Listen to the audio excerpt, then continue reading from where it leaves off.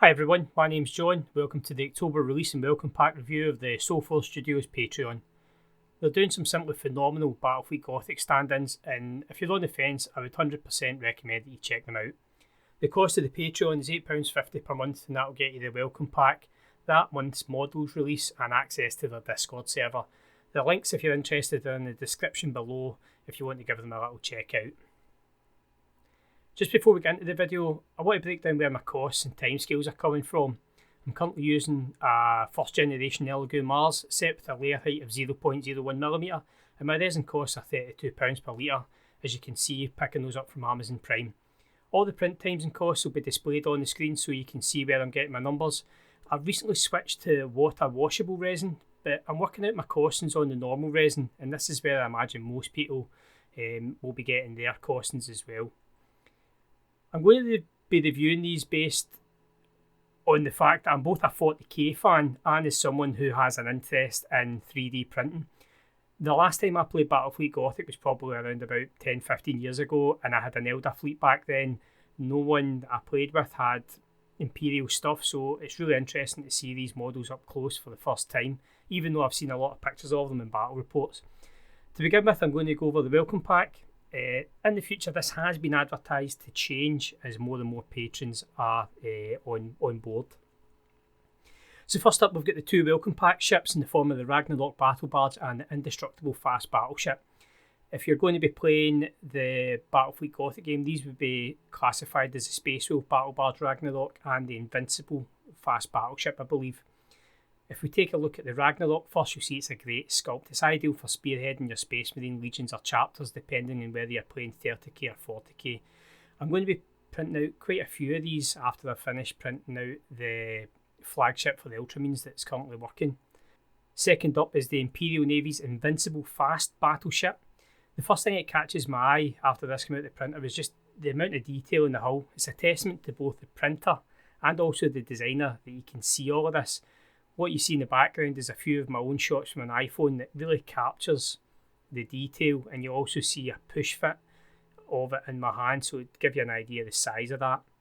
Also included as part of the welcome pack are some bases for the ships, stems for the bases. However, I'm going to be picking up some other material off Amazon that I've noticed a few people on the Discord server talking about. You also get some order dice and some order tokens that are really nicely detailed. So when I signed up for this, the first thing I done was actually I ignored the welcome pack and I went straight for the Macragg's Honour. I noticed it's not part of the welcome pack, but if you're interested in Battlefleet Gothic or just 40k in general, this alone's worth the sign up cost. It's the flagship of the 13th Legion. I currently have mine's printing off at the moment. I'm about 10 hours into it, but the total print time for the most efficient way I've found is around 130 odd hours. The good thing with these 3D printers is that while 130 hours does sound like a lot, you only really need to be there for when the print ends and to put on a new one. You don't have to be there the whole time, so you just leave it working around in the background. The sheer size of this thing is going to be incredible. This model alone makes me wish I had an Elegoo Saturn, so I could do it all on the one build plate rather than having to chop and change between the build plates on the Elegoo Mars. Once I have this printed, I'm going to be putting some pictures up on my Instagram page, and I'm going to be painting this on Twitch. The October Patreon was focused on escorts, and last month what you would have got as part of your package was 4 Imperial Navy escorts and 3 of the Space Marine escorts. For the Imperial Navy we have the Cutlass, Firebird, Python and Rapier. These are known respectively as the Falchion, the Firestorm, the Cobra and the Sword classes. You can see here as the images cycle through in the background, the quality again second to none. I've listed how many of each ship you can get in a build plate if you want to throw together quite a large fleet rather quickly, or if you plan on building 2 fleets so that you and a friend can battle it out so you can get someone else into the game. For the Space Marine side we have the Supernova, the Gladiator and the Stalkers, respectively known as the Nova, the Gladius and Hunter classes. Again, the quality in these is incredible. As with all of the ships for Battlefleet Gothic, but especially so with these ones because of the detail, they'll take a dry brushing really well, so you'll be able to get quite a large fleet painted rather quickly. I guess the quality of these models really speak for themselves, but if you've enjoyed Battlefleet Gothic in the past and have a 3D printer, or if you're on the fence about getting one, I would really say go for it.